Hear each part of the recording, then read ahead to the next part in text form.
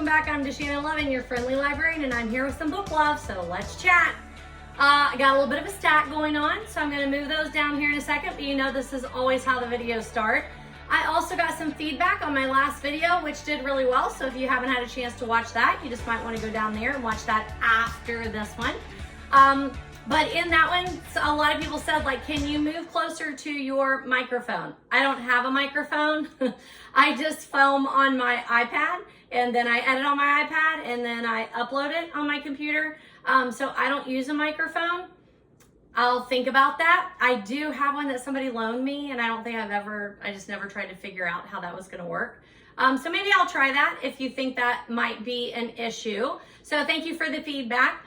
But that means you're also closer to me, so you don't get the whole view of my bookshelves, but they were like, that's okay, like we see them. We would rather be able to hear you. And then also I teach high school, freshmen, boys and girls. Therefore, I just project all the time, so I don't think it's difficult for you to hear me, and I just naturally talk loud. So even if I had a microphone in front of me, I think I would probably still talk loud and fast because that's what I do all day anyway. But we'll try it and see. So welcome back. We are at October the 3rd. So that's when I'm filming. I am leaving tomorrow for a weekend trip that is to meet two authors, Tonya, Kappes, and Duffy Brown. Duffy Brown, I think I'm pronouncing right. The Tonya Kappes, I always have to think twice about. But an author event with them. I'm super excited. My cousin Deb, another book lover, is coming up from Florida, and we're meeting, and we're going to spend the weekend at a couple of their events. So I'm not going to edit this weekend, but hopefully beginning of next week, I'll get it edited and out there. And thank you again just so much for all the views on the last video. I don't know why. Sometimes I get 70 views and sometimes I get 270. It makes no sense to me. So if you can explain that, that would be great. But anywho, it doesn't matter. I'm doing this for fun. I don't make money off my YouTubes. Maybe someday that would be a side hustle. But I still got a couple of years left in me for teaching, and that takes up a whole lot of time. But I really love spending time with you. If you know me, you know, if you've been here before, I spent 20 years in the high school library, and that was my love. That was my place. That was my home. COVID shut that down, among other things like failed school levies, whatever, lots of stuff. But when that shut down, I was just really looking for a way to connect with people and be able to share my love of books and reading. I love to do that. I feel like that's what I do well, is match up people with books or talk about books and encourage people to read, just to enhance their daily life, give them some escape, give them some things to think about, and enjoyment. Just here to help you enjoy reading. So stick around. I'll move this off, and then we'll talk about the books I've finished since the last time I've talked to you. Some corrections and updates. I've put out some new Goodreads reviews for books I've read in the past, especially ones that I have been recommending to people. And then I've got a bit of a book haul, as I always do. Yes, I can see my shelves are already full, but that doesn't keep me from continuously adding, subtracting, loaning, donating to little free libraries, and picking up at little free libraries. So sit back, enjoy. I hope you get a cup of something. Looks like today I'm drinking Imperial apple cider, an Ace apple cider. It's got a little bit of a kick in it for the evening. And I will talk to you in a minute. Okay, as always, we are going to start with the books that I've read since the last time I talked to you. And I believe the first one I want to chit chat with you about is on the very bottom. You can hear Stella has decided that now's a great time to play with her bone. That's what she normally does when I try and talk on the phone or talk to you. I don't know why that is. But I did mention this the last time I filmed. So this is episode 52. So when I filmed episode 51, I did talk to you about this book, but I hadn't yet put out the review for it. So I do just want to start there because I do have a little bit to say, and I'm not sure just how much I talked about it last time because I had just finished it and hadn't had time to really think about it. But it was my 74th book of the year. If you've been with me, you know, my Goodreads goal is 102. Last year I got 101. The year before I got 100. So I do keep trying to ratchet it up there a little bit. Well, it looks like the last time, this is crazy. The last time we videoed was September 3rd, and now it's October 3rd. That's about par for the course, especially during the school year. But today is Thursday, And instead of changing the 3rd, I just have to change October. So we are 1 month later, but I'm pretty happy with that. I would love to film more. It doesn't work. I don't know, you know how it is, life. And I travel a lot. It's not even like I can just blame everything on my job. Like I suck the life out of life and travel a lot, running around. And I've traveled a lot lately. So there is that. All right, so the first one I want to talk to you about is The Housemaid by Frida McFadden. Now, this is probably going to be an unpopular review because I didn't love it, and everybody I've talked to loves it. Everybody loves it. Maybe 1 or 2 people that I talked to were like, yeah, it was okay. And that's how I felt. I felt like it was okay. I didn't love it.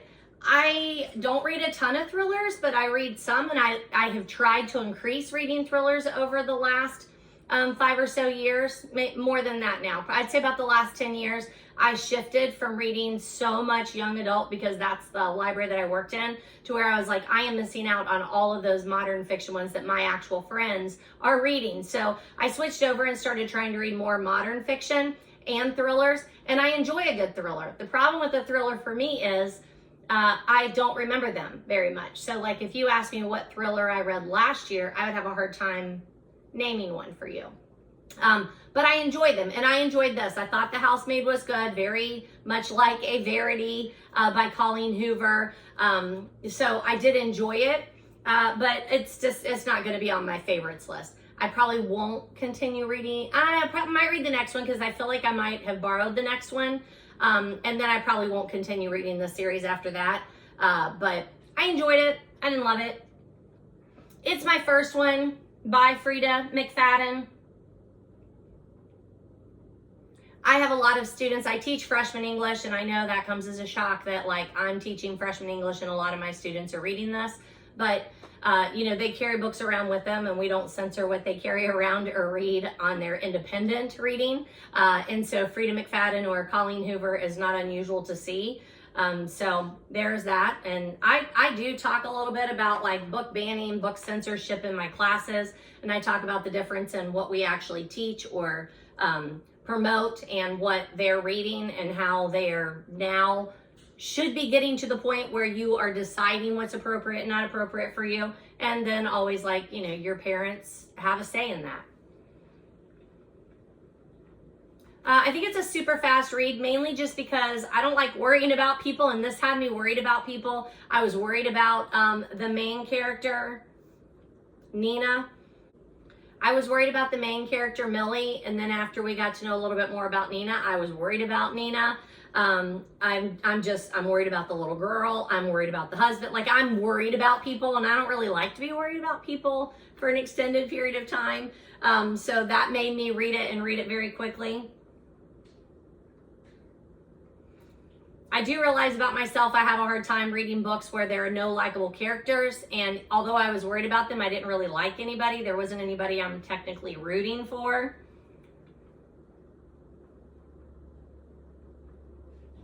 I realized that when I was reading Gone Girl, and everybody was loving it, and I was like, I don't know, I don't really like it. And I didn't really know why, I just didn't really like it. And then we went to hear the author speak, and the author opened up by saying, if you're someone who needs to like your characters, I'm probably not the author for you. And as soon as she voiced it, I was like, oh, that's exactly it. That's why I didn't care for it. And then I really did appreciate the book and the talk that she had, and even the movie, when the movie came out, really appreciated the movie after she told me that was what my issue was. It's been helpful ever since. The next book that I read, let's see here, how about if we move our little guy over here? Move that over there. Okay, the next book that I read was The Vanishing Half by Bennet. Our book club read 2 books 1 month. We did this and something else, and I read the other one instead of this one. It's a Good Morning America book club book, a GMA book club book. It's been on the bestseller list. I'm pretty sure it was a book of the month pick, I'm pretty sure. And I'm glad I went back and read it. So there are a couple of other books that I've missed along the way on our book club. If you watch my video about book clubs, I started that book club 30 years ago. I don't even remember at this point. A very long time ago, I started that book club. And every once in a while we'll have 2 books and I chose one of the other ones and I didn't read that one, or I was on vacation and I didn't read it. So I just always try and go back and pick those up so that I've read everything that we're talking about and referring to. But I missed this one, and I had borrowed it from the girl that teaches next to me, my friend Stephanie. She had a copy and I borrowed it from her like a year ago, and I just kept saying I was going to read it and I didn't. But I'm glad I got to this one. I enjoyed it. Once again, I would say probably The Housemaid, I did a 3 out of 5. I'm not a big book rater, but you have to rate on Goodreads. And probably on Vanishing Half, I probably gave it a 4 out of 5. It's really good writing. It's a good premise. If you like a little bit of historical fiction, I would call this some historical fiction because of the time period that the 2 girls are there, the different generations, the change of decades, the issue of passing, I think is super interesting and intriguing, and I liked hearing how that works. I'm still confused on that quite a bit, but I know it's been a big thing in our past, and I don't even know. I mean, this makes it sound like it probably still goes on. I think it's interesting. Anytime we're talking about twins, I'm not a twin. We don't have twins in our family.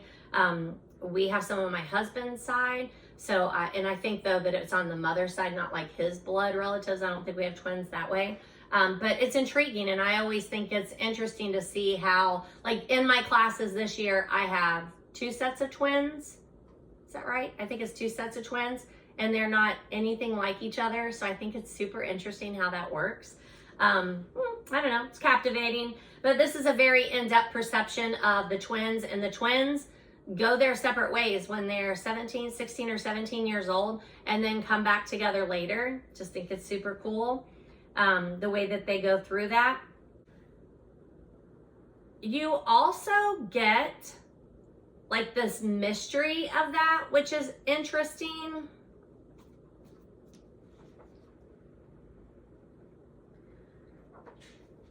Because you're not quite sure what the mystery is. Like, you know, the 2 girls started out together, and then when they split ways, and then their generations start to come back and intertwine.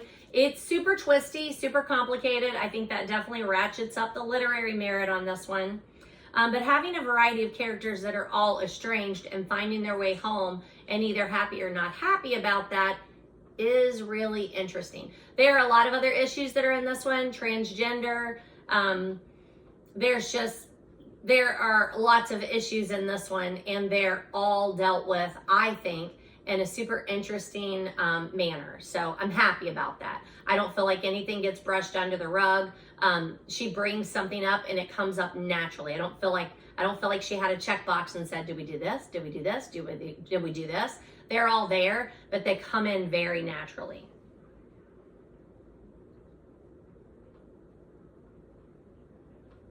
So kept my attention to the last page. I highly recommend this one. I think it's a great one for book clubs. If you have a book club that is open to some issues that are a little more controversial, but really makes you talk about some things that are going on.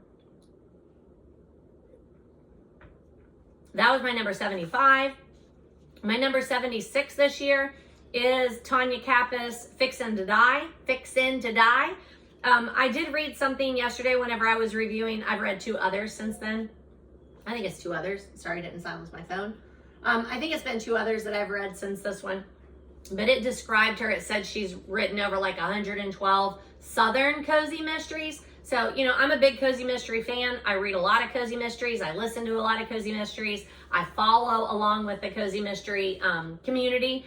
I don't know that I've ever heard it say Southern cozy mystery, but I totally get it. They're all set in the South so far. I've read the first in each of her series.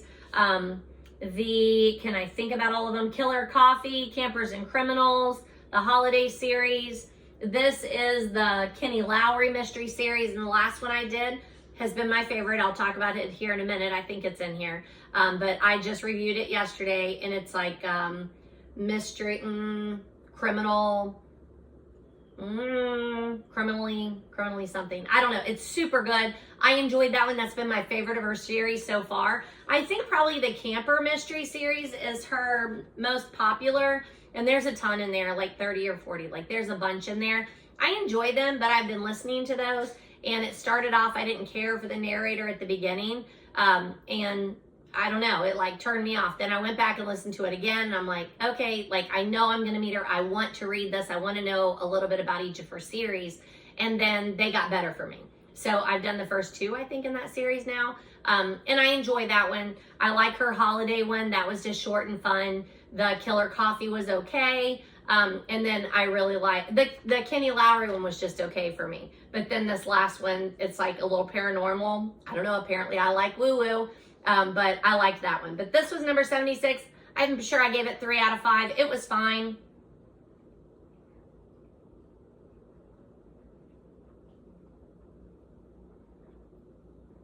Lots of cozy characteristics. Small town, woman struggling to find her toehold in a job. There's a little bit of a romantic interest in there, but not too heavy because we're only on the first one of the series.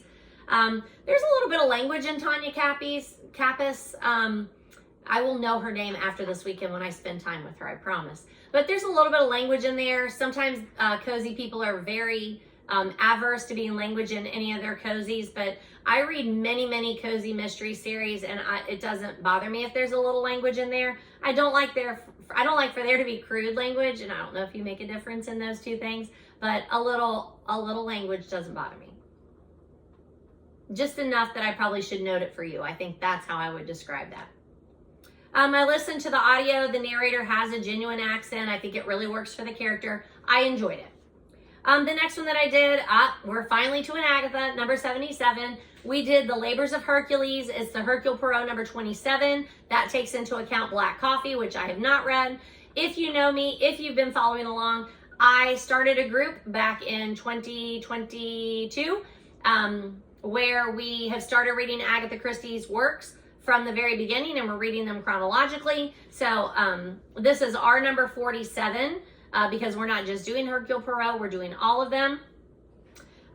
This was a short story collection, and it's based on the premise that Hercule Poirot is sitting with just a friend, I think, and they're chit-chatting, and the friend brings up the fact that he doesn't like when people use literary references to name their children, and then it doesn't make any sense. So he's basically saying like Hercules for Hercule Poirot, and Hercule is like, number one, I don't know who you're really talking about. I'm not familiar with those stories. So he goes, he reads some of the stories, and then he decides he's going to pick cases that line up with the labors of Hercules.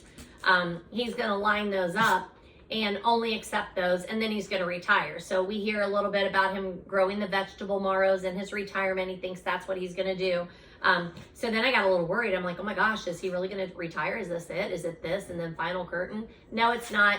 This is a series of short stories written over a period of time. It just came in and was bound up and published at this time. So don't panic. I know I didn't.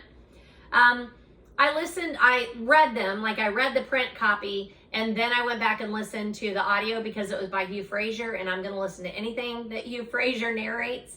I really love him. I really love his narrations. They're easy to listen to. Inspector Japp makes a return in this. So does Miss Lemon and the Countess. We've heard all of those characters before. And the last time we read Inspector Japp novel, like I told the club, I'm like, hey, bad news. This is his exit. Like, this is the last time we hear from Inspector Japp. But I didn't think about the short stories. So we were all happy to see him again. The Horses of Diomedes. I don't know if I'm saying that right because I don't know a lot about mythology. Yes, I'm aware. I have an English degree. Never really took a lot of mythology. But that one's my favorite for sure. There are some that were okay. They were all at least okay. Let's put it that way. But there were some that I'm like, that's really clever. And I really enjoyed them. And Horses of Diomedes is one of those. So you could always just listen to particular ones. Full of actual Christie hallmarks like masking, family dynamics, love affairs, overheard conversations, alibis, humor, poison, and lots of illusions. Anytime Hercule is in one, he always has some illusions in there. I liked it. It's not my favorite, but it gave me number 77 for the year. Number 78. So I did go and borrow. Sorry, I did not buy it. I did go and borrow. Oops, here's Labor of Hercules. I didn't set it out while I was talking to you about it. And it's a great cover. This is a really cool edition. This is a Dell edition. It has the market price of $1.95, which I absolutely love. I'm sure I paid more for that. I bought it at the book rack. I don't know if I did or not. This says the Book Rack of Cincinnati. I don't know if that's true or not, but that's a lovely copy. I love the little paperbacks. But the other one, this Karen Slaughter one, I had to get it interlibrary loan, so I need to drop this back off. Yep, it's coming up to be due. I need to drop this back off at my public library. I won't be back until Monday, but that's okay.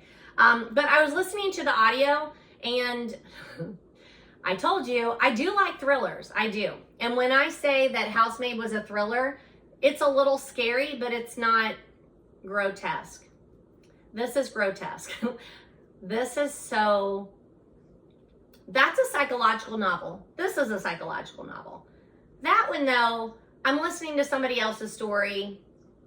It's there, right? This one, it's the stuff of nightmares. So listening to it, there were just too many times that I was like, I just can't, I can't put this in my head because I'm going to remember these scenes and this torture, and it's awful. And I know there are terrible, terrible people out there, and I don't want to think about it, and I don't want them in my head.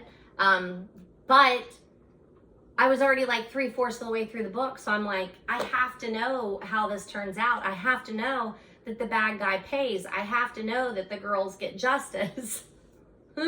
So I went and got the book, and then I flipped through the awful things and then read the other part of the meaty novel that I needed to, and I finished this one. So this is my number 78, Karen Slaughter. I got some good feedback after I put out the Goodreads review on my Facebook, so people that I know who had read this, and that's why I read this, because I've heard Karen Slaughter's name quite a few times. So that is why that I wanted to do this one. But then I was like, I'm done. I'm not reading her anymore. I had Coptown, I think, that somebody gave me. So I'm donating that one. And then they did say, hey, okay, I understand that one was too much for me too, but here's one that I really did enjoy of her. So I might give her another shot. I'm not completely marking her off, and I thought I was after I did this, but this one's just too over the top for me. It's too much to put in my head. Too much for me to think about the fact that humans do this to each other. So that's number 78. It's a really good example of the difference between mystery and thriller. So genres is something that I cover with freshmen quite a bit. And sometimes it's hard for me to tell them the difference between mystery and thriller. And to me, that's this right here. There is definitely a mystery. People get kidnapped, people are killed, there's missing persons, like there's definitely mystery here. But the thriller part is the part that takes it that next step to where it's grotesque or it's more horrific, it's faster paced. You're not just trying to solve the murder, but like you're worried people aren't going to make it. Like that to me, it's a good example. Not that I'm going to use this as an example for freshman English, but I can see a little bit more of that difference between mystery and thriller. It might be a bit of horror too, just because there's lots of torture, kidnappings, like bleh, it's a lot. It's very disturbing. Did you hear that scream? I have my door open, so I hardly ever hear kids in the neighborhood, but I know there are kids back here. I don't see them back there. Sounded more like it came from over there. I don't know.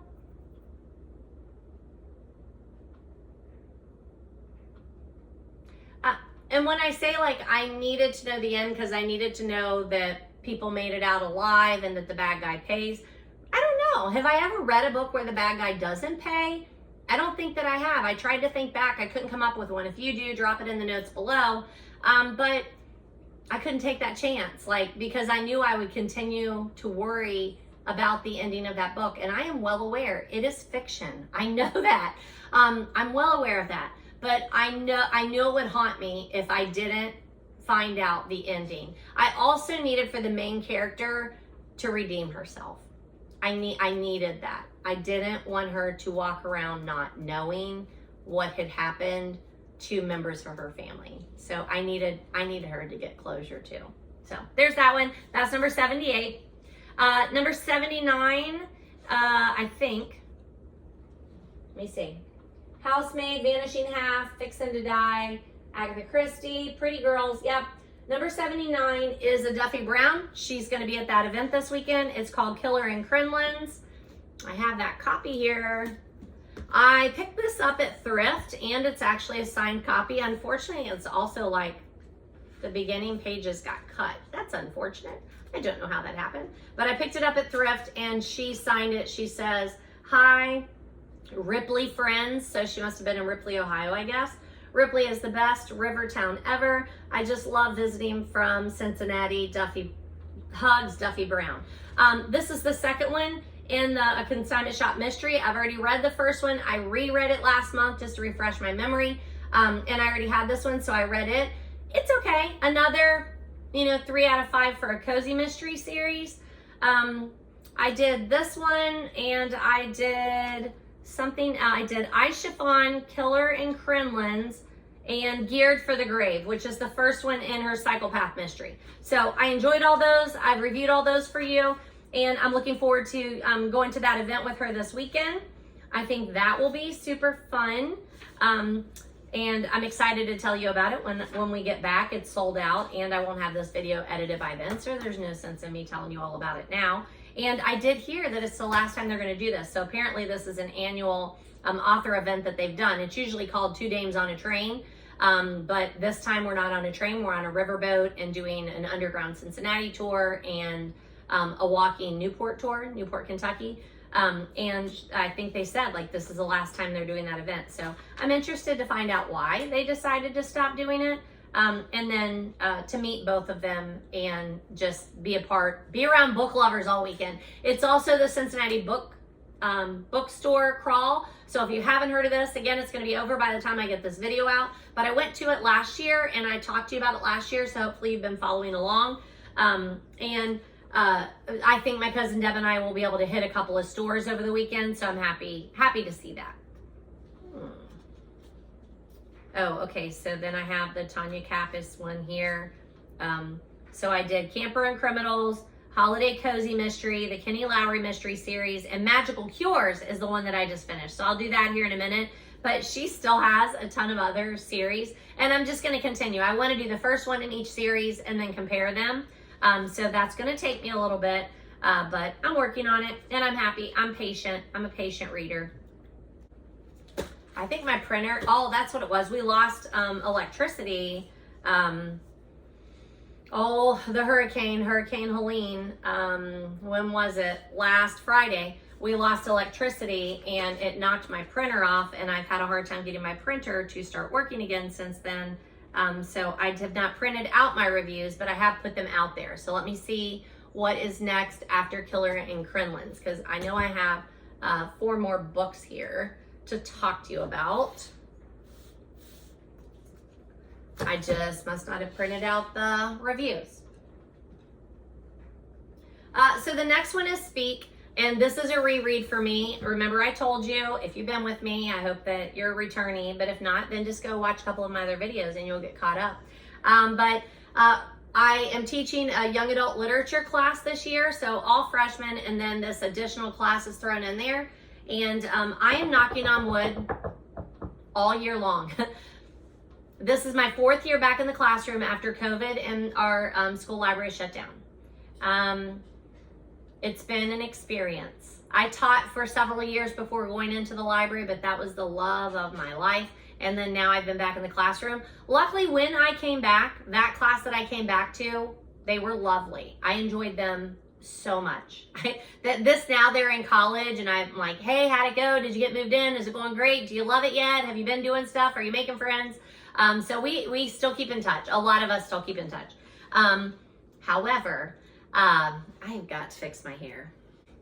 Okay, sorry, my hair fell down. I had to quickly put it back up. So it may not be perfect here, but we're going to go on. But anywho, that first class, that first year, they were just delightful. I've still kept in touch with them. Then I had a couple of years that were just a little difficult, like kids coming off of COVID, difficult, and lots of changes in education, lots of changes in administrators, just rough couple of years. I enjoyed it, not saying that, had delightful kids, but just, it was a rough couple of years. And this year, like every time I turn around, it's just delightful. The kids are very different. The students are very different in a good way. The administration is ridiculously good. I get to teach all freshmen and then this extra class that is just such a blessing. I can't even describe it to you. Like the mix of kids in there, I have some of the freshmen that I already have. So it works. And then I have 2 seniors, 2 sophomores, nope, 3 sophomores, 2 seniors, and the rest are freshmen. And we only have like 10 because people have come and gone. And it's just delightful. So I told him, I'm like, hey, I have 4 books picked out for us. I have them ordered. We're just going to read them and discuss them and maybe do a book project with them and see how that goes.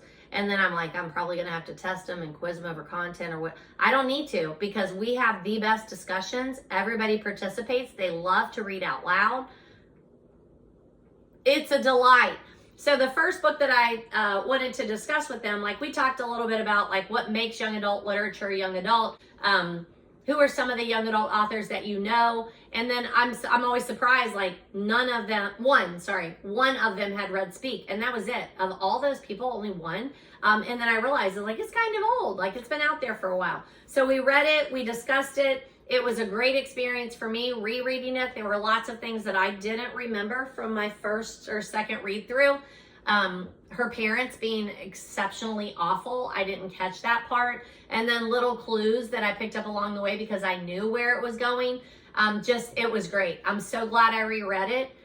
If somehow you have made it through life and you have not read Speak, there are some dated references in there, but I still think you really need to read this book. If you have a high schooler and they need something to read, this is it. So there is a very traumatic, triggering event that happens between her 8th grade and 9th grade year. But I am so sorry to tell you that this happens all the time. And so I think it's important for our kids to recognize that this is something that happens, and this is the effect of that cause. So just really, really love it. Highly recommend it. But I didn't put another review out there for that because I already had that one reviewed. That is number 80. So 81 is Pumpkin Spice Cafe. This one I picked up. I had a day that I had a dentist appointment, and I consoled myself by going to the bookstore afterward and the coffee shop. So I went to Book Matters down in Milford, Ohio. It's a great little independent bookstore. I love it. I go there every time I can because it's in Old Milford stores. So it's a beautiful location. You walk in and they have like a kid's room off to the right, and then they have some merchandise and their station. And then they have some modern fiction, young adult, modern, adult fiction. And then upstairs they have a nonfiction area. It's delightful. They've got some displays. It's lovely. So I bought this, which I don't normally pay retail for a book, but every once in a while I like to support local. So it was $18.99. I bought some of those little strip sticky notes for some books that I was reading that I knew were not mine, that I wanted to mark up a little bit. And then I bought a little magnetic bookmark for a friend of mine who sent me some Happy Mail. So I sent her some Happy Mail back, and I bought that little bookmark for her because I knew that she would love it. So Jeannie is the main character in the Pumpkin Spice Cafe. This is a series. I don't know if it tells you that on here. It doesn't. This is called One More Chapter. That's who's publishing this. I think it probably started off on a TikTok thing and then got super popular, and now there are 3 books in the series. I think it's Dream Harbor is the name of the series, which is the setting of the book.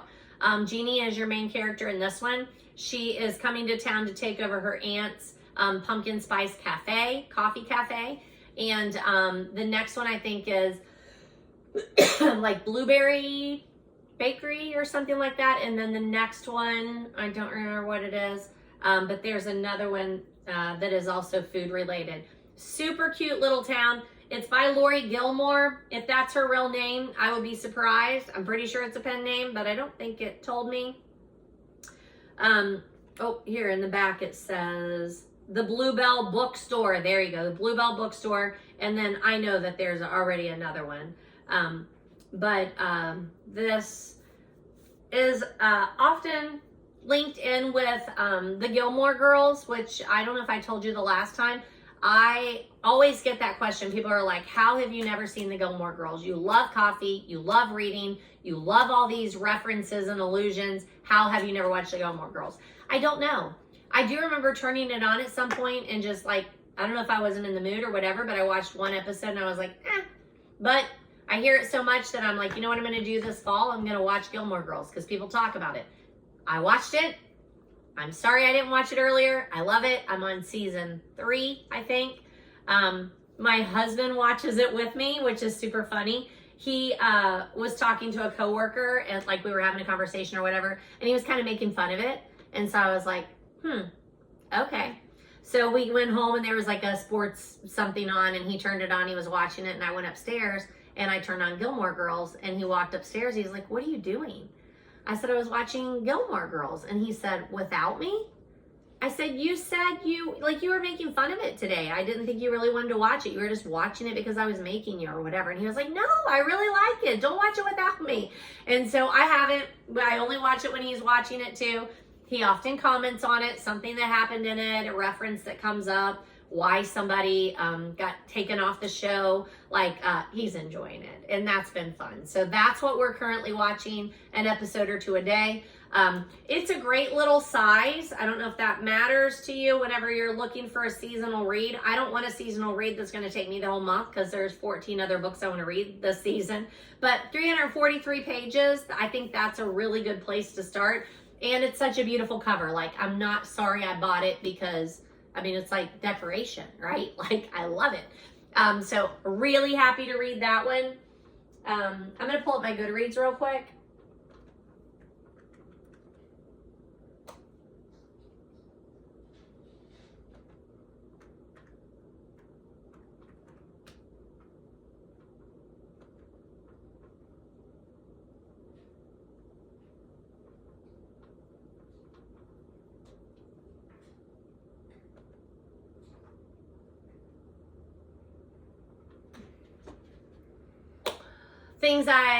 This is why I pull up my Goodreads to kind of jog my memory.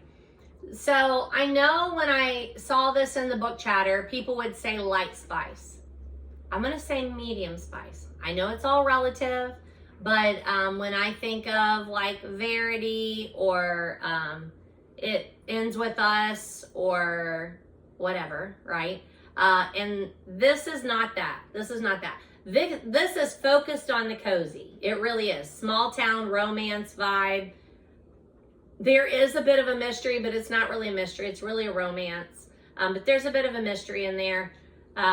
There's a little bit of language in here, but honestly, more medium spice. Like, it's not innocent, fluffy spice. So throwing that out there, however you want to, relate to that.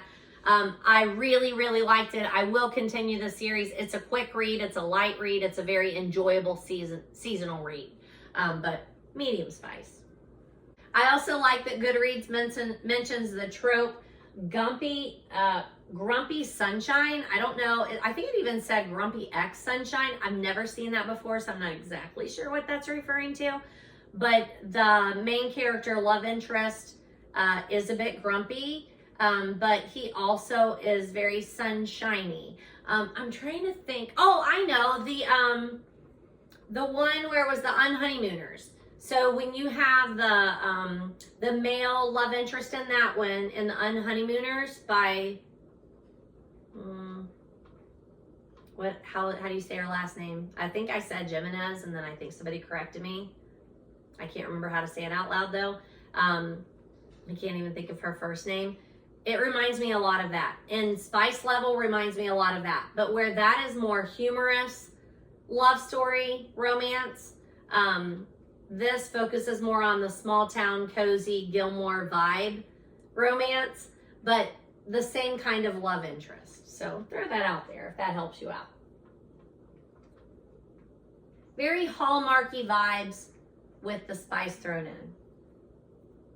Because you get those things like, Instead of one of the tropes where it's an overheard conversation, every Hallmark movie has that, every love story has that. They overheard something and they immediately fly back to where they came from or take off in the car or whatever because they've overheard a conversation and misconstrued it. This is misconstruing, seeing some paperwork on the table. Very Hallmarky. So that was number 81. Number 82 is the Tonya Kappes Charming Crime, which is Magical Cures Mystery Series number 1 for Tonya Kappes. This is an older series. It came out in 2012, so maybe that's why I didn't hear about this one, but it has been my favorite series of hers so far. And maybe it's just because I appreciate the woo-woo more than I thought I did. And then also because it is spooky season, so it was perfect timing for it. I also think it's because it's the first one in a series. The pace of it I enjoy more because I don't feel like we're just rushing to solve the mystery, but you can tell she's setting up a backstory and I seem to really appreciate that. But that is a Charming Crime, A Magical Cures Mystery, Book 1 by Tonya Kappes. Number 83 is this 30 Days Half September. It looks like this. It's from Scholastic. I can't remember where I picked this up. However, I don't know. No, I think I just put that bookmark in there. It's from the Bookery down on Eastern Avenue in Cincinnati, but I don't think that's where I actually bought it. I think I picked it up because I was thinking about mnemonic devices, because again, another thing that I teach. And this is a book talking about mnemonic devices, and I wanted some more examples. And this is a really good one. So it does have it doesn't just have acronyms or acrostics. It has some rhymes, it has some songs, it has some spelling things to help you remember how to spell things, the order of things in science. Like, it's a really good one. I really enjoy this, and I'll use some of the hints in here in my classes and refer to it.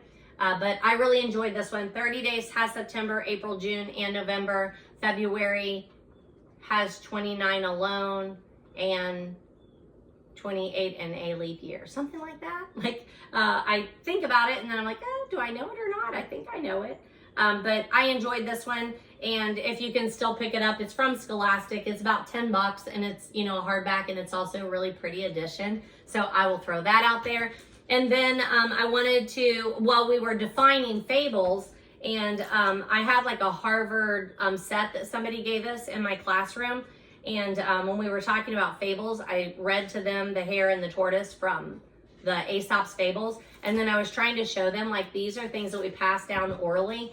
And I have this picture book that has favorite Aesop's Fables. And it has City Mouse and Country Mouse, The Hare and the Tortoise, and The Ant and the Grasshopper. So it's just about 100 pages. They're beautifully illustrated. It is a picture book. And it does a good job of modernizing the fable a little bit. But they were easily able to follow the classic telling that I read to them from the Harvard's Classic, but they enjoyed that I then showed them the pictures to this one. So this one makes number 84 for the year. So I'm up to 84 for the books that I've read so far this year. In this stack, I would say that the Pumpkin Spice Cafe is definitely my favorite, and the one that I tell you, like, hey, read it this season. Super good seasonal read. Everybody should read Speak. I don't care who you are. High school and up. I would say high school and up. There are some references in there that even some of my freshman girls are like, so, you know, like one of the seniors will be like, oh, that's symbolic. And they would be like, what do you mean? So even there, I think they missed out on some of the symbolism, which is perfectly fine. Please remain. I would love for us not to have to know any of that. But it's super good, and it deserves the National Book Award that it won. It's a finalist. I don't think it got the actual book award, but still my favorite, Lori Hall Sanderson. Yeah, I think that's where I want to be with you. Yep. So these were all during the month of September that I finished those, and I want to do some corrections and give you a couple of the books that I've added Goodreads review to. How long have we been filming? Right at an hour, so I'm happy with that. That's pretty good. So give me a minute to put those down and grab some others. All right, so I might have to move around again, but we'll just start and then I'll go from there. The last time I talked to you, I told you I bought these little hair clips that were back to school themed at Marshall's, I think it was. So I think Marshall's and TJ Maxx both had these, and they were in they had different ones. So I got the back to school bus and the pencils, which I love, an apple, which is great for back to school, and then a calculator. And our school has homecoming week this week, and we do spirit days, dress up days. So one day was white lie. So you have a white t-shirt and then you write a white lie on it. And mine was, I love math. And I wore my little calculator clippy. So that was perfect. That worked out well. Today it was like the theme of homecoming is elements. So the freshman was air. So I wore a dress that looked like a cloud, like it was blue and like had, you know, like tie-dye things in it. One day it was rhyme without reason, which I'm like, I have no idea what to do. Well, luckily one of my students, the friend that she was going to do it with, was going to be gone that day for like tennis tournaments or something. So I said, I'll do it with you. What do you want to do? And she was like, I don't know. I'll tell you. And I'm like, okay. So then she came back and said, I'm going to dress like Adam Sandler and you need to dress like a handler. And I'm like, a handler? So then, you know, I'm like, okay, like whatever, I'll just look it up. So I couldn't figure out what I wanted to do. And then I'm like, oh, like a dog handler. That's easy because I have tons of dog stuff. So I wore my Crocs and my like little, you know, the poop bag belt that you wear. And I had a leash with me and I had a little stuffed dog. And I wore my shirt that says, I'm only talking to my dog today. And like half the kids didn't even notice I was dressed up. As if I often teach in Crocs and a t-shirt, a graphic t-shirt, like come on. But whatever, it was really fun. She really appreciated it. She made a great Adam Sandler. So we've had some good days. But I did want to show you this clips. You might be able to find it on the clearance. I know there's one out there that looks like a book. I have been unable to get it. Super sad about that. I keep thinking, every time I go, I keep looking on the clearance because maybe I can find it. But I did want to show you those because I talked about them last time. So let me clip those guys on there. I also wanted to mention that I borrowed the second one, The Handmaid's Secret. So I will read this one because I borrowed it. So that one is on my to be read short read. And then I borrowed this. It's Wellness by Nathan Hill. It is so heavy. It's at Oprah's Book Club 2023. Stephanie loaned this one to me. My friend Jenny loaned this one to me. I think she read him at the beach. And then my friend Stephanie loaned this one to me and said, hey, you have to read this. Like, it's really, really good. So I do want to read it, but right now I just want to read spooky stuff. So it's on my to be read list, that one and this one. We'll stick those up there for you for a minute. So you got like that. There we go. So we'll leave those out there for a minute. And then I was telling you on that young adult class, like we're reading Speak by Lori Halls Anderson. We're reading, right now we just started Coraline by Neil Gaiman. We're gonna read Anthony Horowitz, Stormbreaker, and then we're gonna read E. Lockhart's We Were Liars. Those are our four that we're gonna discuss. And I'm not sure that I've ever talked to you about this book. It's called 21 Proms. I think I did, so I'm just gonna throw it out there and let you know, like, we have, let me see. We have a story by Holly Black, a story by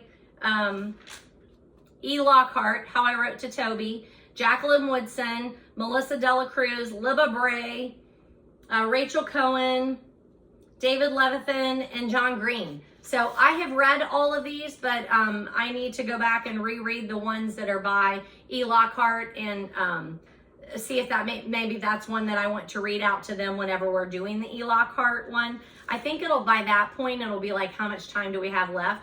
Because I didn't expect us to read so much together in this class. Like I thought that they would want to read on their own and then we would, discuss or whatever. But we are having such a good time reading out in class. And this isn't a class that I have to like cover a bunch of standards or, do all of that stuff that you have to do in a class that they're doing for like high school credit. This is what's it called? Like an extra, whatever that's called, an elective. So I don't have to follow all those rules. And it's just been so enjoyable. We're having so much fun and they're doing such a good job. At the end of Speak, I don't think I said, we did a cumulative project. And I do this like maybe once a year with my other classes because it's a bit of chaos. But with this class, I'm like, hey, we can do it every time. There's only 10 of us. We have time. We can do it. So they had like 3 days in class that they could pitch an idea, that they would do a project that showed that they were going beyond the book, that they had something to say. And I had several people who redid the book cover, but not just like design a book cover, but then they talked through their illustrations and the elements that they put on the front of the book or in the character drawing, and they were just phenomenal. I had one girl that had like her face, and then you opened it up and then it had the things that are going on in her head behind it. Amazing. One person wrote an essay. What the other girl? I had somebody write a poem from Melinda's point of view that was fabulous. Today, one of the boys shared a chart that he was doing that like said like Melinda's mom did this, Melinda's dad did this, and then these are characteristics that they shared like in parenting. I can't remember what the other girl did. I don't know. They were fabulous. They were so good. I loved them so much. So I just wanted to throw that out to you in case I haven't talked about that book before, but it's 21 Proms. I know I've talked to you about the fact that I'm one of Kate Carlisle, who's a cozy mystery author. I'm one of Kate's readers. So she sends us her books when she first publishes them in exchange for a fair and honest review, which I always give, but I also always love her books. So there's that. But today when I was reading her email, she said Kate Carlisle is a part of the Book Talk authors, like the Book Talk. I don't know that I've heard that before, but it includes Jen McKinley, Paige Shelton, and Hannah Dennison. And I know I've read Paige Shelton. I really like her. And I've also read Jen McKinley, which I like. But the Hannah Dennison, I don't think I've ever read anything by her. So I'll update you on that, but I thought that was interesting. I just came across that like today.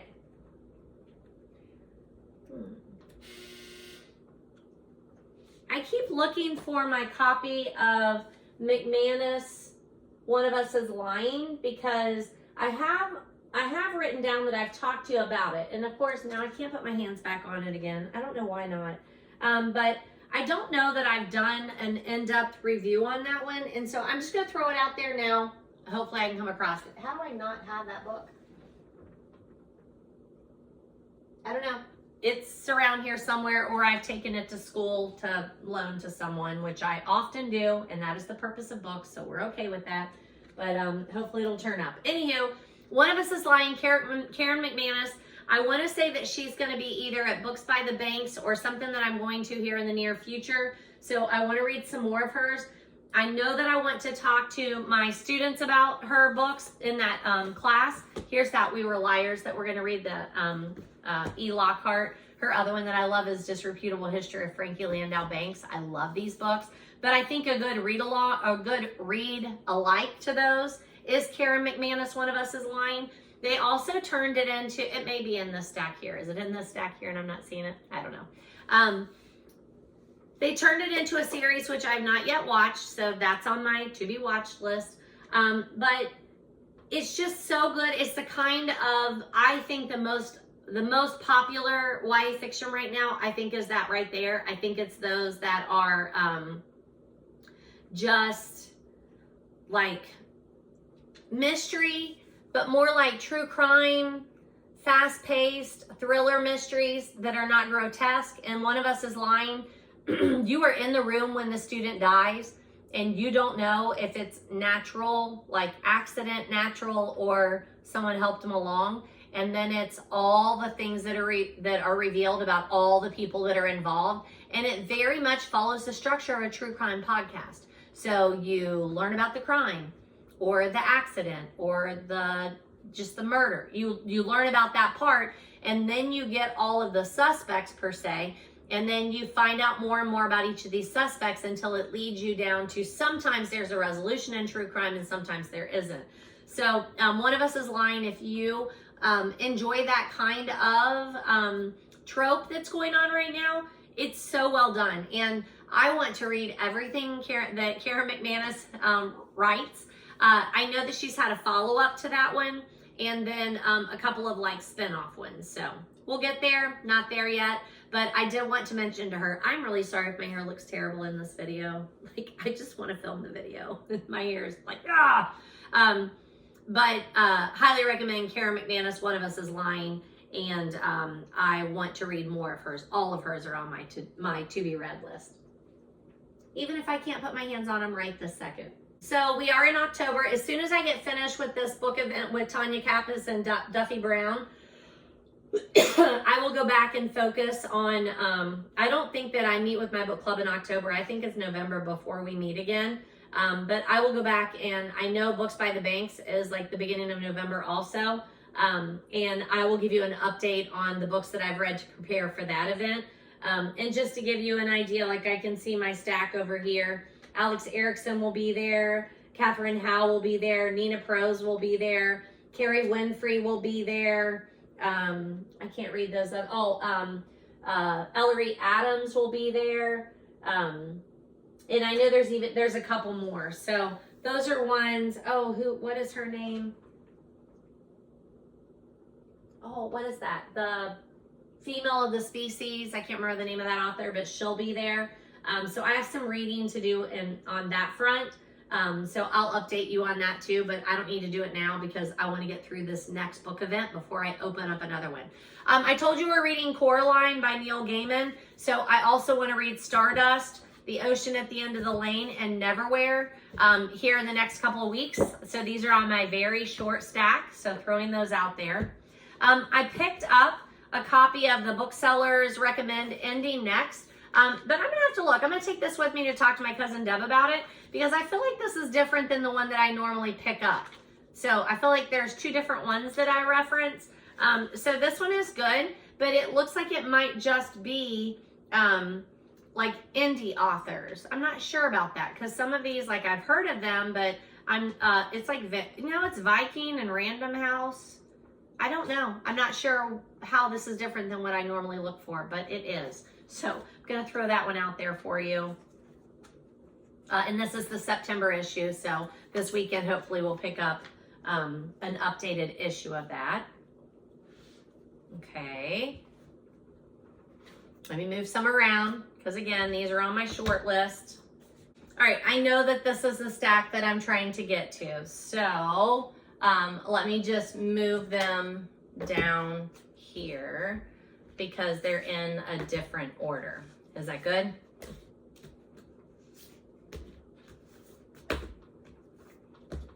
So some of these are books that I have been recommending in my classroom, or I have copies in the classroom, or I'm putting copies in the classroom, or I didn't have Goodreads reviews out there for them, and I've added them. So I might have mentioned them to you and then realized I didn't have Goodreads reviews.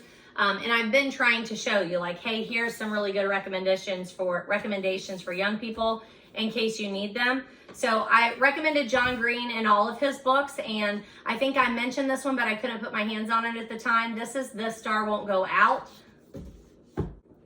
I started doing this particular series where I'm trying to show you the ones that are in my classroom back since episode 39, and what did I say? We're on 52. So it is slow going, but I'm okay with that. I'm trying to make sure that anything that I've been recommending to them, I have a Goodreads and then I talk to you about it. Yeah, I think I've already reviewed this for you, so I'm just gonna make it a real quick. If you have read or watched the movie, The Fault in Our Stars, this is the girl who inspired that story. Fault in Our Stars is not her story. She inspired it. She was a young girl who was going through lots of health issues when she met John Green at one of his events, and they became fast friends, and they stayed close over the years. She has since passed away, and this is the book that her mother and her family helped put out there. But it's not a usual like the mom telling the story. You get her Esther Earle's story through her drawings, her letters, her social media. It's really a cool book. So I highly recommend that one. And I know I've already recommended it to you, so I won't spend too much time on it.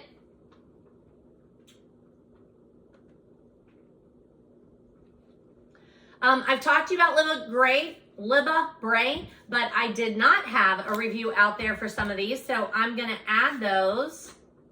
I had a Goodreads review out there for Going Bovine from 2019, and Beauty Queens 2019, and Great and Terrible Beauty 2019. That should not be in there, but this one should. There we go. So I've had those Goodreads review out there, but I haven't talked to you about them, so I'm going to do that now. I love Libba Bray. What I think is really cool about her, she is a young adult author, or she is an author for young adults. However, her books are all very different genres, and I just find that fascinating how an author can be like, yeah, this time I think I'll do science fiction. Yeah, this time I think I'll do realistic fiction. This time I think I'll do humor. This is really funny. It's very dark humor. When it's called Going Bovine, the main character has an episode. He thinks he's gotten some bad mushrooms, but unfortunately, when he goes to get it checked out, it's much more serious than that. It's super good, and you find out that he's battling a disease. Don't Google that. Don't look. Don't look at what's coming up. Don't look at prognosis for his disease. Don't do that. Don't do it. It sounds like it would be a completely like depressing book, and it's not. It's humorous. It's heartwarming. It is full of love. It's full of friendship and adventure. It's such a good book. It's a more mature young adult, so I will throw that out there. But especially for those young adults that you talk to that are big thinkers and philosophers, they're going to appreciate this book. It's Going Bovine by Libba Bray. I can't recommend it enough. I love it so much. And yes, I know it's also young adult, but again, I wouldn't go by that at all. I think adults would love this book. It's great.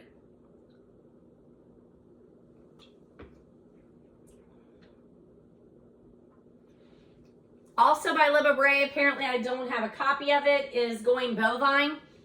I'm sorry, not Going Bovine. Beauty Queens. I don't have a copy of this one. I love this book. It's so funny. Her humor takes on like a talk show, a reality show. That's what I'm thinking. So it's kind of Lord of the Flies-ish, but it's super funny, humorous, tongue-in-cheek kind of humor. A group of girls that are competing in beauty pageants are on a plane. The plane crashes. There are no adults that survive. It's just the beauty queens. Some of them are more ready to take on the elements than others. Some continue practicing because they just expect to be saved, rescued.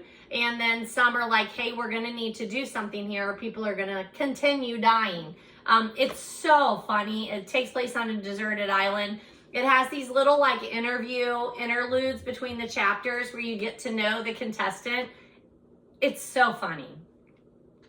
And that is really, really hard to find in young adult literature anymore. There might be a little bit of humor, but it's either science fiction or dystopian or romance, and the humor is usually not the focus, and in these, the humor really is the focus. So highly recommend any Libba Bray, but Going Bovine and Beauty Queens, I don't know that I've talked to you much about them before. Now her other one, Great and Terrible Beauty, I think I have, but I'm just gonna throw out there, this is what I mean. So Going Bovine is mainly realistic fiction, but he also is having psychotic episodes. Beauty Queens is realistic fiction, just funny. And then Great and Terrible Beauty has a little bit of fantasy mixed in and a little bit of historical fiction. Super good, super good. Gemma is different than other teenage girls and she doesn't really know why. So she has to kind of come into her own and figure out what's going on with her and why she's different than other teenage girls. So good, but very, very different than Going Bovine and Beauty Queens. It's not humorous. It's just good. So I'm going to throw that one out there to you. I think I had some news. Maybe I recommended in my classes, the Suzanne Collins, The Hunger Games. And I've talked to you about The Hunger Games and Mockingjay and Ballad of Songbirds and Snakes, which I highly recommend. That's probably my favorite of the series. So just letting you know I've been recommending those, but I've talked to you about those before.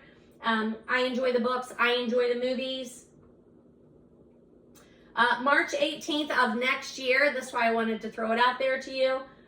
Collins is supposed to be writing another book called Sunrise on the Reaping. It's Panem 24 years before the 50th Hunger Game. It's in the second quarter quell. So a little different there, but it's a prequel, kind of like how the Ballad of Songbirds and Snakes was to Hunger Games. She's doing another prequel one. So just throwing that out there just so that you can keep up on book news. I don't know that I've ever talked to you about The Last of the Mohicans, and this is so good, and I recommend it to my kids. It's a classic, and it's a readable classic. I added a Goodreads back in 2021, but I don't have it on my list of talking to you about it. So I have the Signet Classic copy, which this is a great little series for you to pick up the books if you ever see them at Thrift. James Fenimore Cooper was born in 1789, so definitely a classic there. The Last of the Mohicans says it is a narrative of 1756. I remember reading this book when I was on vacation during my college years with my mom and her family, all females. We took a van, then we took a motorhome, and we left for like 4 weeks out of the summer and just drove through the United States. And I remember I took this book with me and read it. This and Robin Hood in the same summer, and phenomenal. Phenomenal. Such good literature. The description of settings, the description of history. I didn't read it because I had to. I read it because I wanted to. And what a better way, no better way to read this than when driving through the Western United States. It was so good. I highly, highly recommend it. There's a lot of adventure, a lot of history, very much love stories in there. It was originally published in 1826. And just lots of great themes. It's just like curl up and read that book. It's so good.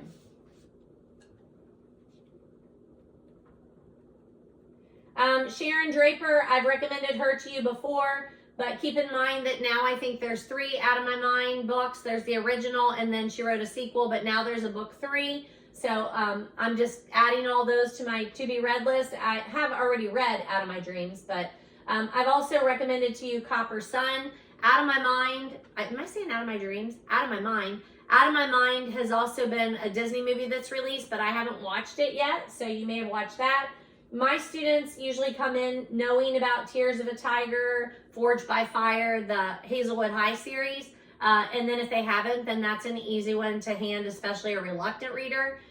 It's more of a middle school series, but a lot of my freshmen come in on a very low reading level, or just never having picked up a book for fun.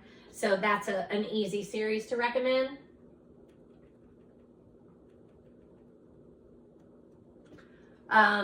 So there's Copper Sun, which I've talked to you about before. Out of My Mind, and I picked up an extra copy of Out of My Mind to take into the classroom. So just taking that off of there. Tears of a Tiger. And then Lord of the Flies. I'm a big, what do you call it? Like advocate of this book. Read this book. I love this book. It's so easy for me to recommend. And I don't know that I've ever talked, or yes, I have. Lord of the Flies, I talked to you in episodes 8 and 29. So I have talked to you about this one, but just reminding you that I recommended it to my class. And then not high school appropriate, The Society, which used to be on Netflix. I don't know what it's on anymore, but follows this trope. So good. The storyline, so good. So love that series. Love this book. It's a classic. If you're looking to read a classic and one that's enjoyable and readable, Lord of the Flies totally is. And then 2 seasonal reads I'm just throwing out there because I had them and I'm like, oh, I don't want it to get past October and me not tell you, hey, go get an Agatha Christie. And the Agatha Christie that you might want to pick up is Halloween Party. Here's my paperback Halloween Party. So some seasonal reading there. I have read these 2 or 3 times, I think. And remember that they did the movie, was it called Halloween Party? I think it was called Halloween Party last year that was released. But it's this plus the seance plus like something else thrown in there. So it's a mishmash. Still very much on the, hey, you should watch this movie, but it's not this Halloween Party. Like there's only parts of this in there. But another really good seasonal read that you could sit and read in a couple of evenings, just enjoying it with your cup of tea as you're getting ready for bed. Read it. I love it. We never lit the candle. I am still on my Palo Santo from the Lake House candles. And it's not going to be for very long, but let's do lighted here if I can find my matches. Here we go.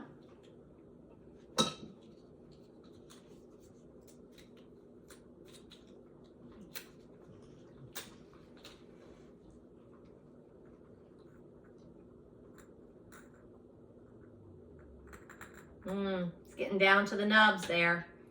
Luckily, our trip to Little Nashville, Indiana, about set myself on fire. Our trip to Little Nashville, Indiana, usually like that first weekend in November or in December, I go with some girlfriends, is coming up, and I've already said, hey, everybody, make sure we have to go back to this candle company because, you know, I buy candles from this, that, and everywhere. I don't burn a lot of candles in my house. If you've been with me, you know we went through this like soot blowback issue back in 2019, I think it was. That was terribly awful and has scarred me forever. So I still like to have a candle every once in a while when I'm sitting and reading, but I use the little ones and they're perfect for that. All right, let me move some things around. This candle smells so good. It's so good. Palo Santo, definitely buy again. But I think I burnt one more with you guys. I'll have to look it up. I don't remember what that other scent was from Lake House Candles that I did really like too, but this one is so, so good. I love it so much. All right, so look what I found. Here's the McManus ones. So One of Us is Lying, Karen McManus. Highly, highly recommend it. I just book talked it for you. And I had a Goodreads out there from 2020. I just feel like I hadn't really done it justice. And I want to watch the series. And then I have a copy that I thrifted of the next one called One of Us is Lying. It doesn't have a cover, but I'm okay with that. So that's on my to be read list. And then McManus might be at the Books by the Bank. So I need to check my list and see if she is going to be there, because if so, then I do. I want to read the next one. Now, if you're someone who likes to get your book signed, I'm not sure how that works at Books by the Banks, because I'm not someone who normally gets books signed. Like, if I buy it there, I get it signed, but I've never taken books there to be signed, ones that I already own. So just throwing that out there because I don't really know how that works. So I did find those two. And then I wanted to mention to you Holly Jackson, Good Girl's Guide to Murder. I've recommended that in class. And looks like I had a Goodreads review out there from April of 2022. And I talked to you about it in episode 27, so I'm not going to spend a ton of time on it, but this is that trope I'm talking about, where it reads very much like a true crime mystery series. You meet the various suspects, someone's trying to figure out who the murderer is. You could do a murder board, like they're in danger, someone's coming after them. I love this, love this. So Good Girl's Guide to Murder, highly recommend. And then I have As Good as Dead, but I haven't read that one yet. And it is also a series on Netflix, and my husband and I watched it, Good Girl's Guide to Murder. My husband and I watched it and really, really enjoyed it this summer. I highly recommend it. The Netflix series is very well done. My kids have had mixed reactions to it. The ones who had read the book and then watched the series, it's like they didn't realize that it was British, and then the British characters they're just not really into them as much. So they just, I don't know, they didn't like it as much, which I think is strange because I think it's really well done. I really, really like it. I also recommend it to my classes, and this is at one of those seasonal reads I want you to read, The Historian by Elizabeth Kostova. I know I've talked to you about this before, but I highly, highly recommend it. Now, this one's for adults. I always talk in my classes, and there's a copy in the classroom, but I've only had like one taker that I remember. But I don't care because I'm going to leave it in there because I'm going to have that person. But this is so good. I'm not even sure. I think we did it for book club, but if we did, like, this is a really hefty one for a book club. But I have the Goodreads out there for 2020, and I know that I had to take a lot of notes on this one and really pay attention, but it was one of those books that I really enjoyed that process. So I enjoyed the process of taking notes, looking to see what was truth and what wasn't, and discussing it. So I want to read more Elizabeth Kostova because this book is so well done, and it's a great seasonal read. So if you're looking for a seasonal read, The Historian would be one of them. Agatha Christie's Halloween Party, the other one that I mentioned. Those are just, you should read them. They're great. They're great. And then I've got the Holly Jackson, and I have her on my to be read list. And then I also recommended in my class Inexcusable by Chris Lynch. This is a really good one if you've got a young adult person in your life, especially a male. They're asking for books that have sports in it. This has sports in it, but it has much meatier issues around the sports. And just a super easy one to recommend. I didn't have a Goodreads out there, so I think I've mentioned this one to you, but I didn't have a Goodreads, so I added a Goodreads. And what it is the main character is faced with making some decisions that really show his morals and ethics, or lack thereof, and how they relate to him playing sports. And it's also that coming of age when you realize that adults don't always have your best interest in mind. It's really good. Highly recommend Inexcusable, Chris Lynch. And I sometimes put this up with Speak because I say it's kind of like a male Speak.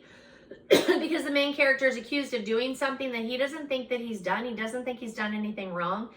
His friend is the one accusing him, and he doesn't understand that, so he's just very confused. But it's so good. Highly, highly recommend. Inexcusable by Chris Lynch.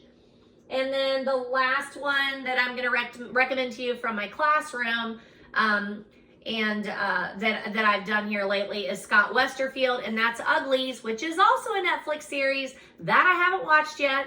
But I didn't have Goodreads out there for this. Now, I've read Uglies, and I also read Leviathan. I don't think Leviathan, yeah, I had to add the Goodreads for that too. So I don't know why I didn't have Goodreads reviews out here for these two. You know, I started doing, what's the one that came before Goodreads? Shelfari. I've done that for decades. You know, I don't want to get into a big tangent of how I keep track of the books that I've read. But when I was in high school, I took AP English with the best teacher in the world, Miss Sharon Hart. And she said, hey, make sure somewhere you're writing down the books that you read, because you're going to read a lot of books in your lifetime and you're going to forget what you read. And I was like, okay. So I did. I started writing them down. And then very early on, when I finally got my first personal computer, I started a document, a Word document. And I have transferred that over every time that it is transferred over from, you know, very, you know, whatever we had first. We had Word, I guess, first, and then transferred that over, and then transferred that over, and now it's a Google Doc. And I've kept that up for all these years. Like, it goes from pre-college, ones that I can remember reading, and then college, and then since then. Like, I'm religious about, I finish a book, I put it on the document. I finish a book, I put it on the document. I don't remember at what point I started reviewing books on Shelfari, but then Shelfari went defunct, and then I transferred them over to Goodreads, and I've recommended or reviewed books on there ever since. But every once in a while, I find those ones that fell through the cracks. That being said, Scott Westerfield's Uglies is very dystopian. I watched the trailer for the series, and I'll watch it, but you know, not my favorite thing. I'm so tired of dystopian, and I say that, and then another one comes out, and I end up loving it. But I'll watch the series. I don't remember a ton from Uglies. I enjoyed Leviathan a lot more, and this is more steampunkish. And it has some illustrations in this one that are really good. I enjoyed this, Scott Westerfield, better than the dystopian. And it might also be because this is such a fantasy world that it was way more unique than where I felt like I've read books like this before, and they're not my favorite kind. So I do recommend him, especially if you are looking for dystopian, futuristic, science fiction, steampunk. Check out Scott Westerfield. He has, the Ugly series has 4 or 5 in the series, and he has lots of other series that I haven't read, but I would read. If I pick it up, I would read any Scott Westerfield. Okay, that takes me to my book haul, and I am just going to mention the Vanishing half. I borrowed it from my friend Stephanie, and then I did book haul it, and then I was in the middle of reading it when I book hauled it, so the one that I showed you is one that I picked up within the last month. And I also wanted to say that when I talked to you about the Vanishing half before, it was on the New York Public Library's top 10 checkout list. And I always just like to look at that. My kids, my students in that young adult literature class, whenever I picked up Coraline, I said, all right, let's talk a little bit about it before we get started. What do you know about it? What do you know about him? And one of the kids said, every book we pick up says a New York Times bestseller. Are they all New York Times bestsellers? So we had a little bit of a chat about that. And yeah, it does seem like that, right? So I explained to him that like, that list is huge. So it's not just like one list. It's, New York Times bestseller for young adult, for children, for science fiction, for romance. Like there's so many different categories that it's easy, not easy, but not uncommon for a book to fall on the New York Times bestseller list. You know, when you talk about the top 10 most checked out titles from the New York Public Library, that really tightens that down, right? So that list had Bennet's Vanishing Half, Haig's Midnight Library, which I've talked to you about, Foley's Guest List, which I've talked to you about, Michael Lady's Silent Patient, which I've talked to you about, Schwab Invisible Life, which I've talked to you about, Read Such a Fun Age. I've had it on my list. I've tried it. I just didn't get into it. Mexican Gothic, I love. Great seasonal read if you're looking for one. Where the Crawdads Sing, which I've talked to you about. I have not read Cast. Hannah, Four Winds. I haven't done that one yet. And then A Promised Land, which I feel like might be on our reading list for book club, maybe? Or it's by an author that's on there. Anywho, so just throwing that one out there before I change these books over, and let me grab that list. Okay, so I thrifted, and some of these I'm not sure where they came from, and then when I tell you where I thrift the ones from, like I try and tell you that too, in case you're local or you have some of these in your area that you might want to check out. But I had read and talked to you about Michael Conley's The Dark Hours. It's a Renee Ballard and Harry Bosch novel. I did hear that they're making a series with the Renee Ballard character, so I'm interested in that. I know I've talked about the fact that we love Bosch, and then there's the other Bosch one, the spinoff, Bosch Legacy, I think it's called, but this is supposed to be a new series that's coming out, and I've already read that one, so I just thrifted it to add it to my shelf so that I could loan it out.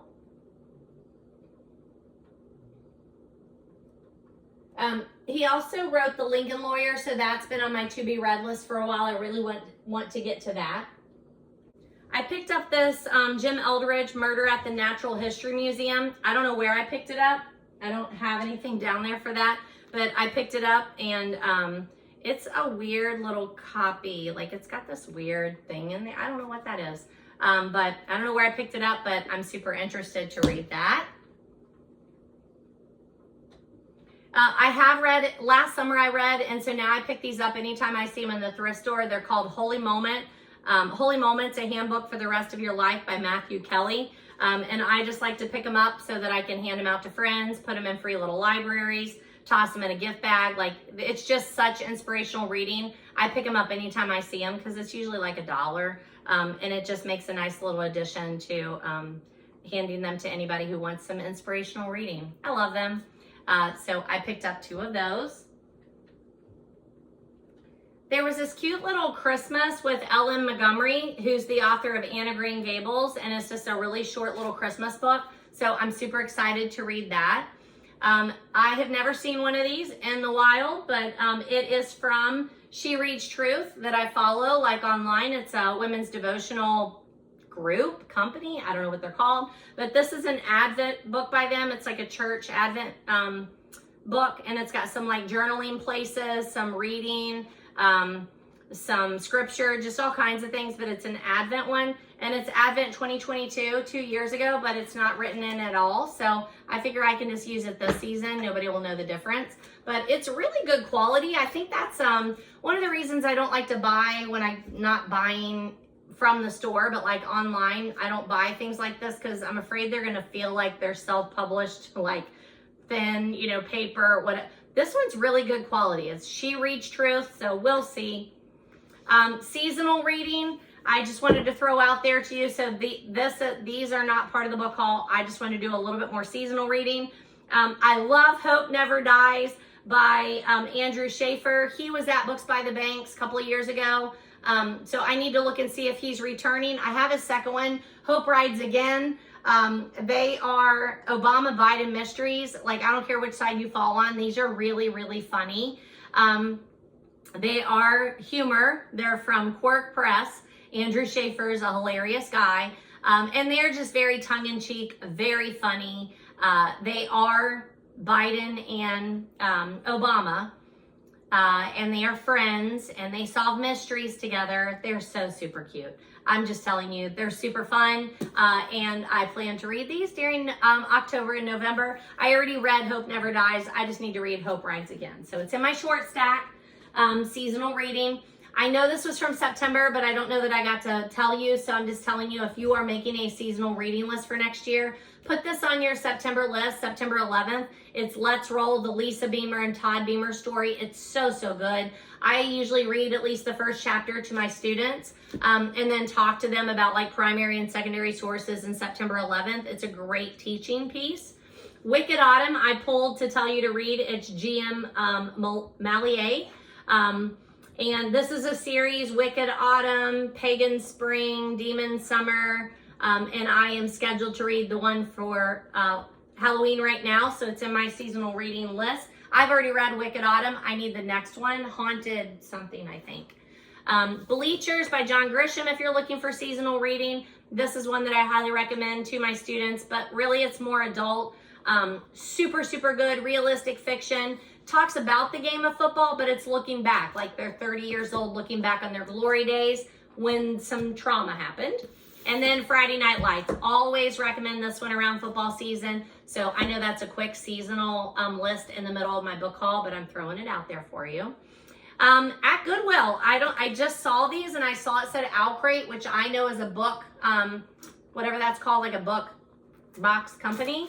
So I was like, wonder what that is. And it's a propagating glass with a little quote on it. Now this is really, really dainty. So I'm just saying, like, it's really, really dainty. But the quote is coming from the 5th season. So I don't know that book, but it says, home is what you take with you, not what you leave behind. And it's a little propagation glass for my plants. So that's lovely. So happy to have that from Owl Crate. And then also, this was in the same store. It also said Owl Crate, so I picked it up. And this one I absolutely love. It's a little bowl. It's got Gondor on the inside. And it's got the all that is gold does not glitter, not all that wonder are lost on it. So the Lord of the Rings reference there. I love it. I think it's adorable, and I'm really glad that I got it. I don't think I've ever done Owl Crate. Maybe. I might have done it for a while. I can't remember. I did one book box just for a couple of times, but it was so expensive, and like I got things that I would never use in addition to books. So I just did it for a while to see what it was like. So throwing those two guys out there. I picked up this. It's a copy of The Lone Ranger. I've never read it. It's an older book, obviously, and a cheap edition, but I really thought it was cute, by Fran Stryker. I'm looking for a date for you. Copyright 1936. I doubt it was the 1936 edition, but I thought it was super cute, so I picked up that. I picked up this copy of Florida Woman. I don't know this author or this title, but it looked intriguing. It is by Deb Rogers. A Book of the Month Club. I think I picked this up in a free little library. It's called The Office of Historical Corrections by Danielle Evans. My friend that sent me the Happy Mail, this is what she sent me. This is when I was like, oh, I need to pick up a copy of that. And she's like, I'll just send you mine when I'm done. So it's good housekeeping. Get cozy this fall. So thank you, Holly, for sending me some Happy Mail. Super cute issue. Decorating, just super light and fun to flip through. I picked up another copy of The Midnight Library. Remember, I just told you this is on the New York Times top 10 checkouts. I already had a copy, so I'll pass that one on. David Grand's The Wager. This is another one. It's a shipwreck, the mutiny and murder. I like David Grand. He's the Killers of the Flower Moon author, and he writes nonfiction, but it's very readable. I really like his books. Some of my book club people think he's a little heavy and boring. So throwing that out there, but I really like nonfiction. I would like to read more of it. I picked up this one. Again, it's one I don't know, but I thought it looked really cool. Fellowship Point by Alice Elliott Dark. It says author of The In the Gloaming. So it looks intriguing. Oh, and these I know I got at the Goodwill Boutique in Mount something. I'll look and see, because I feel like I wrote that down. But Neil Gaiman's The Sandman and the Doll's House and Batman, The Long Halloween. 2 more seasonal reads to go in the stack there. And then look at this. I mean, is this Kismet or what? Kismet, is that it? Neil Gaiman's Coraline. It's the graphic novel edition. So we are, I think we're trying to do up to chapter 9, I think, by Monday. And then this will be a fun one to throw out there because it's very different looking than the movie. And my students are really excited to compare the book to the movie because most of them have watched the movie but not read the book. And then as we're reading it, they're like, this is for like 10-year-olds. Why are we reading this? And then they're having a hard time reading it. So I'm like, because it's very literary. I picked up this copy of Me, Moth, or Moth Me. It's National Book Award finalist. Also the John Steptoe New Talent Coretta Scott King Award and the William C. Morris Debut Award, and it's Amber McBride. So, I mean, with all those awards, I'm like, how could I not pick that up, even though I've never heard of it? Oh, here we go. Here's my receipt. It is coming from the Goodwill. This is from the Goodwill, Mount Washington. So, Mount Washington had a Goodwill boutique, plus they had a Goodwill. So, I stopped in both of those, and that's where I got some really good stuff. That's where these came from. I don't normally see these on a Goodwill shelf. These are hefty. $25, $20, which doesn't seem like much, but they're lovely, lovely additions. And this one just says $10, amazingly enough, but they're really good, heavy ones. I'm also throwing out there Skim. It's by Mariko Tamaki. Did I already have a Goodreads or did I have to add one? I had to add one. One of my students asked for a book and I bought it from Amazon. I think I told you about it. I told you about buying it, but I haven't read it yet. But it was a book by Mariko Tamaki. And then I'm like, that sounds familiar. And then when I looked, I had this one, Skim, that I had read. And then I had another one called One Every Other Summer or One Summer, something like that.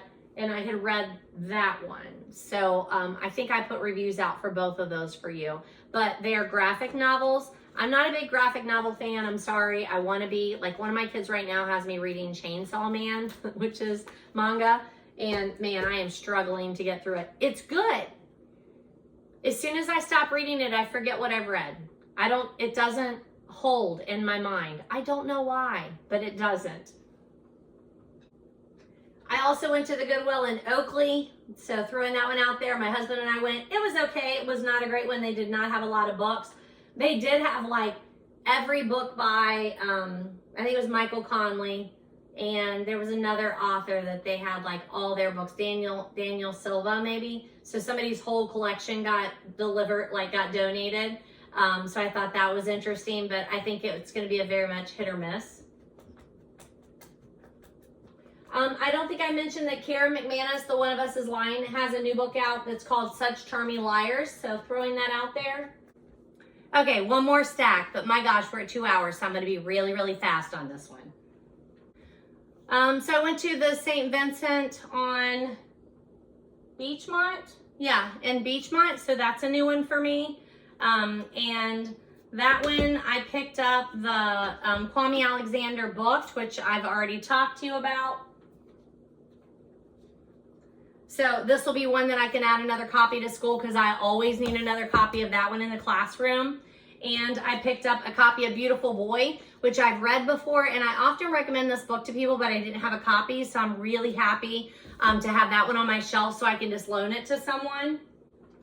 I hardly ever buy a book at Target, but I couldn't resist on this one. It was one of those days, I think it was when I went to the dentist.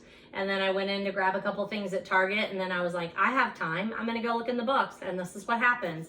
An impulse buy. So it's Kate Ballard and Jessica Ritchie, The Lives We Actually Have, 100 Blessings for Imperfect Days. And it's like a flip-through book, but it has like little poems that seem to be inspirational. And I thought this might be a good one. Like, I'm going to read it, see what I think, see if it's one that I can put in the classroom. It does have Bible verses in there, but I think it's light enough that that they might enjoy it. I don't know. We'll see. I'll read it first to make sure. I picked up this copy of Perfectly Yourself by Matthew Kelly. Every used bookstore that I went to or Goodwill that day, and I hit a couple that day because I was just out running around by myself, had tons of Matthew Kelly books in it. Apparently he's a religious author. This is from Beacon Publishers, and I've never read one of his books, and they were everywhere. So I'm like, you know what? I'm going to get one and read it. And then this one has In Prayerful Remembrance of Reverend Giles H. Prater, 1938 to 2017. And it's by, it's put out by George H. Road and Son Funeral Home. And I love found things in books, even when they're thrifted. I just think that's so fun. So I picked up that. I picked up a copy of Anna Quinlan's Imagine London, which looks like a nonfiction read. And I love Anna Quinlan. I didn't even know that book existed. Flourished, Lived, Live Loved, Live Fearless, Live Free by Margaret Feinberg. A 52-week devotional with coloring pages. Another one that I thought might just be fun to throw in the classroom. In Sleepy Hollow, Love's a Mystery. That looked like a fun little Hallmarky kind of book. Pick that one up. The Sun is Also a Star. I have read this book, so I need to make sure that I have a review out there for you, and I will do that before I shelve it. But that's a really good one. I'm pretty sure I've talked to you about it before, though. Brian's Winner, Gary Paulson. I've not read that one yet. Henry Nouwen. I love Henry Nouwen. I've talked to you about him before. This one's called Adam, and it's a friendship that he has with a disabled man. I thought that sounded interesting. Unhinged by Sarah Graves. Look at that. Little cozy mystery. Julie and Julia, which I've read, so I just, I have the Goodreads out there. I might need to add it for you. Mexican Gothic, which I've talked to you about, but I didn't have a copy. I have not read Anne Cleeve's The Rising Tide, but this is part of the Vera Stanhope series, so I want to read those. And then a copy of This Tender Land. I want to say I had a copy of this, so I've just picked up an extra because it was $4 at Half Price Books. So this and Anne Cleeve's, both of these came from Half Price Books. I went in to get a Jessica Fletcher, and they didn't have it, but they had these in the clearance section. Oh, in the last month, I also stopped in Barnes & Noble and spent the rest of my Christmas money I've been holding on to since last Christmas and bought Atomic Habits. I have a friend that I'm reading that with online, so I'll keep you posted on that. I wanted to mention that Nelson DeMille passed away. He's an author that I've really enjoyed reading his books, so I'll check and see if I've mentioned him, and if not, I'll review his books and talk to you about him. Michael Conley has a new book, the one that we said, The Dark Hours. He has a new book out called The Waiting. Laura Dave, the Last Thing He Told Me, that was the book I've talked to you about, and a movie has come out, which I have not seen. She has a new book called Out the Night We Lost Him. There is a new Stephanie Plum book out. I talked to you a lot about Ivanovich. I always like to read her books. And she has a new book out in the series, so throwing that one out there. It's called Now or Never. It's Stephanie Plum, number 31. The Curious Sense of the Dog in the Nighttime. Mark Haddon has a new book out called Dogs and Monsters. The Midnight Library that I've talked to you about, and I picked up an extra copy. He has a new one out called The Life Impossible. I talked to you about Hawkins, Into the Water, Girl on the Train, The Wife Upstairs, A Slow Fire Burning. She has a new one out called The Blue Hour, so definitely putting that on my request list. House in the Cerulean Sea. TJ Klune has a new one out called Somewhere Beyond the Sea, which is part of the series, my understanding. Moriarty, who wrote What Alice Forgot, which I still haven't read, but I have talked to you about because I own it. I just haven't read it. She has a new one out called Here One Moment. Nicholas Sparks has a new one out called Counting Miracles.